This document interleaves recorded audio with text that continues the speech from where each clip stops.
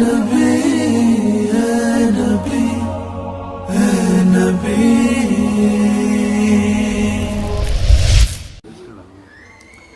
میں اپنے استاد صاحب کی خدمت میں جن سے میں نے تفسیر پڑھی شہد لے کر گیا 76-77 کی بات. رائمنڈ مرکز میں ہی مدرسہ ہے مولانا جمشید صاحب. میں نے کہا حضرت یہ شہد لایا ہوں. کہاں سے لائے ہو؟ کہا جی میرے اپنے باغ کا ہے. میں نے کہا میں نے خود توڑا، باغ میں لگا تھا آم کا. میں نے کہا جی میرے اپنے باغ کا ہے. تو مجھ سے فرمایا تیرے باپ نے اپنی بہنوں کو زمین میں سے حصہ دیا تھا. ایک شہد کی بوتل اس وقت 10 روپے کی آ جاتی تھی. اور کتنا گہرا سوال کیا. یہ نہیں کہا ماشاءاللہ جزاک اللہ، یہ نہیں کہا تیرے باپ نے اپنی بہنوں کو زمین میں سے حصہ دیا تھا؟ اگر دیا تھا پھر تو یہ شہد حلال ہے، اور اگر نہیں دیا تھا تو سارا ہی حرام ہے، تو میں نہیں لوں گا، یہ مطلب تھا. ہاں بھائی تیرے ابا نے بہنوں کو زمینوں میں حصہ دیا تھا؟ میں نے کہا جی شکر ہے میرے ابا کی بہن ہی کوئی نہیں ہوتی تو کوئی نہ دیتے. صرف 2 بھائی تھے، ساری جائیداد 2 بھائیوں کی، بہن تھی نہیں ان کی. میں نے کہا اچھا تو تیرے دادا نے اپنی بہنوں کو زمین میں سے حصہ دیا تھا؟ میں کہا میں جمعیا ہی کوئی نہ ہوں، اس لیے میرے کو کی پوچھی جانا، میرے جمن تو پہلے دی گل نہ تھا، نہ پوچھو میرے کو. تو پھر ہنس پڑے کہ اچھا ادھر رکھ دو. تو میرے نبی نے فرمایا جس نے بہنوں کو حصہ دیا، جس کو اللہ نے 2 بہنیں دی، اس نے بہنوں کا حق دیا، اور شادی کے بعد بھی ان کے سر پہ ہاتھ رکھا تو اس پہ جنت واجب ہو گئی. پھر یہ بیٹی سے بہن، بہن سے بیوی ہیں. پھر میرے نبی نے فرمایا بہترین مسلمان وہ ہے جو بیوی کے ساتھ اچھا سلوک کرے. اور میرے نبی نے فرمایا جو یہ چاہے اس لوگ کا مسلمان کہ وہ جنت میں میرے گھر کے قریب گھر بنا لے تو وہ 2 کام کرے، ایک اپنے اخلاق اچھے کرے، ایک اپنی بیوی سے اچھا سلوک کرے، تو اس کا گھر میرے گھر کے قریب ہو جائے گا. تہجد پڑھے، جہاد کرے، تبلیغ کرے، ذکر کرے، مراقبہ کرے، یہ نہیں فرمایا. کہ وہ 2 کام کرے، ایک اخلاق اچھے کرے، ایک بیوی سے اچھا سلوک کرے. یہ بیوی سے اچھا سلوک بھی تو اخلاق میں آتا ہے. اس کو الگ کیوں کہا ہے؟ کہ بہت سے لوگ باہر بڑے اخلاق والے ہوتے ہیں اور گھر میں بیویوں کے ساتھ بڑے بدتمیز ہوتے ہیں. اور ہمارے ذمہ داروں میں عام ہے یہ حدیث. ایسے میں آنکھوں سے دیکھ رہا ہوں کہ میرا سارا خاندان، میرا معاشرہ جو ذمہ دار معاشرہ ہے، وہ باہر ڈیرے دار ہیں، ذمہ دار ہیں اور بڑے سخی ہیں، بڑے مہمان نواز ہیں، لیکن گھر میں اتنے ہی بدتمیز ہیں. بیویوں سے ایسے سلوک کرتے ہیں جیسے نوکرانیاں. بیویوں کے ماں باپ کو ایسے گالیاں نکالتے ہیں جیسے انہیں گالی دینا ثواب کا کام ہے.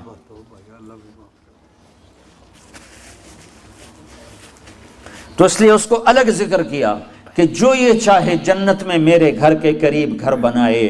کون نہیں چاہتا؟ تم چاہتے ہو کہ نہیں چاہتے ہو؟ تو اللہ کے نبی نے کہا 2 کام کرو، ایک اخلاق اچھے کرو، ایک اپنی بیوی سے اچھا سلوک کرو. پھر بیویوں کو بھی سمجھایا، برابری، توازن قائم کیا ہے کہ اگر میری شریعت میں سجدہ ہوتا تو میں بیوی سے کہتا خامند کو سجدہ کرے. ایک عورت نے پوچھا یا رسول اللہ میری شادی ہو رہی ہے، میرے خامند کا میرے اوپر کیا حق ہوگا؟ تو آپ نے فرمایا تیرے خامند کے جسم پہ پھوڑے پڑ جائیں، پھوڑے ہو نکل آئیں، اور پھوڑوں میں پیپ پڑ جائے، اور تو زبان سے چاٹ چاٹ کے اس کے زخم صاف کرے، تو بھی تو نے خامند کا حق ادا نہیں کیا. لو ان المرأة صلت خمسها صامت شهرها حسنت فرجها اطاعت بالها دخلت من ای ابواب الجنت شاءت. میرے نبی نے فرمایا جس عورت نے 5 نمازیں پڑھی، رمضان کے روزے رکھے، خامند کی اطاعت کی اور بدکاری نہ کی، عزت میں خیانت نہ کی، تو جب وہ آئے گی تو جنت کے 8 دروازے کھل جائیں گے. اللہ فرمائے گا جدھر سے چاہ چلی جا، جنت تیرے لیے ساری حلال ہے. یہی عورت ماں کے روپ میں تبدیل ہو جائے تو میرے نبی نے فرمایا کاش میری ماں ہوتی اور میں عشاء کی نماز کے مصلی پر ہوتا اور میں سورۃ فاتحہ شروع کر چکا ہوتا اور ادھر سے میرے گھر کا دروازہ کھلتا اور میری ماں کہتی بیٹا محمد، تو میں اس کی خاطر نماز توڑ دیتا. میں کہتا اماں جی حکم، میں پھر پڑھوں گا. آپ نے فرمایا میں جنت میں گیا تو میں نے قرآن کی تلاوت سنی. میں نے پوچھا یہ کون تلاوت کر رہا ہے؟ مجھے کہا گیا یا رسول اللہ یہ حارثہ بن نعمان ہیں. میں نے کہا حارثہ وہ تو مدینے میں بیٹھا ہے, ابھی مرا تو نہیں ہے کہ جنت میں اس کی تلاوت گونجے. تو ان فرشتوں نے کہا یا رسول اللہ ماں کی ایسی خدمت کی ہے کہ اللہ نے خوش ہو کر حکم دیا ہے حارثہ جب قرآن پڑھے ساری جنت کو سناؤ.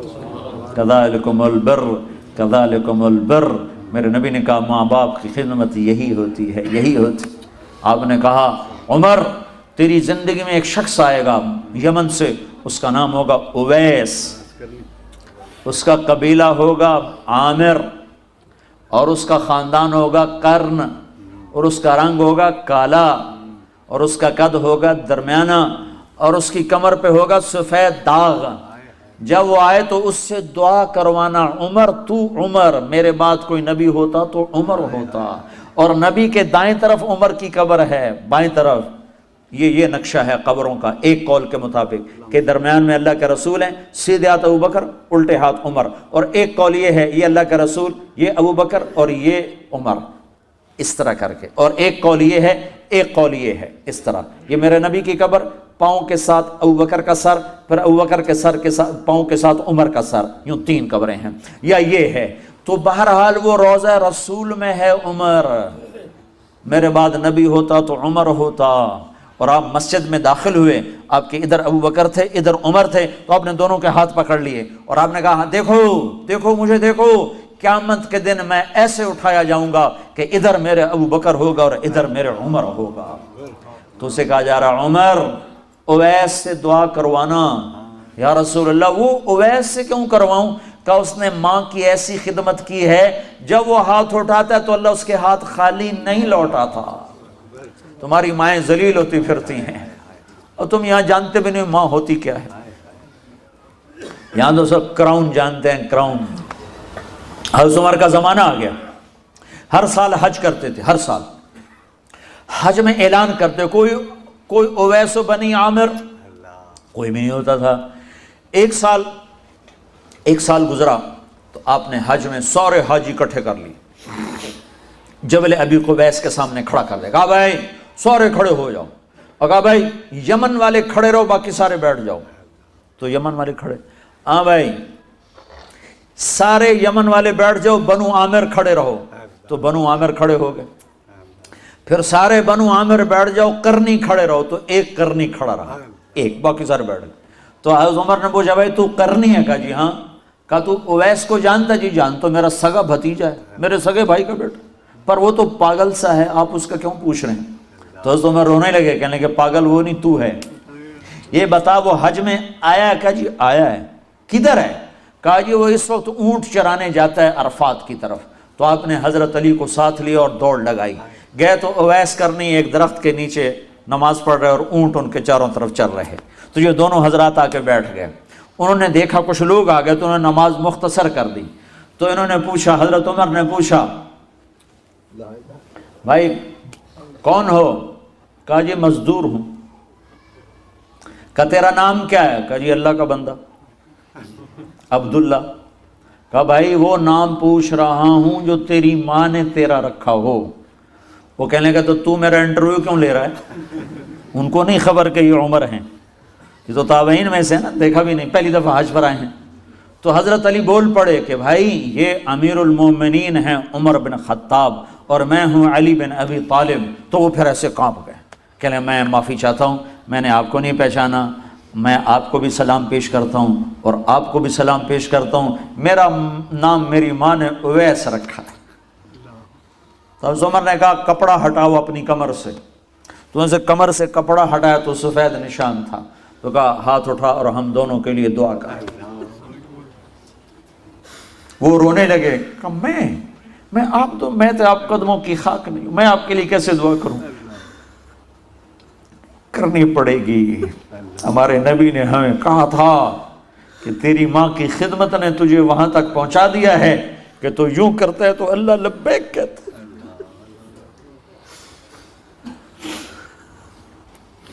صرف نماز روزے کا نام اسلام نہیں ہے, اور بھی دکھ ہیں زمانے میں محبت کے سوا, راحتیں اور بھی ہیں وصل کی راحت کے سوا. اخلاق کا بہت بڑا باب ہے جس کو امت نے بھلا کے رکھ دیا. انسانی حقوق تو پائمال ہو گئے، تباہ ہو گئے. تو حضرت عمر نے دعا کروائی، پھر انہوں نے ہاتھ اٹھائے اور دعا کی ان کے لیے. یہ ماں ہے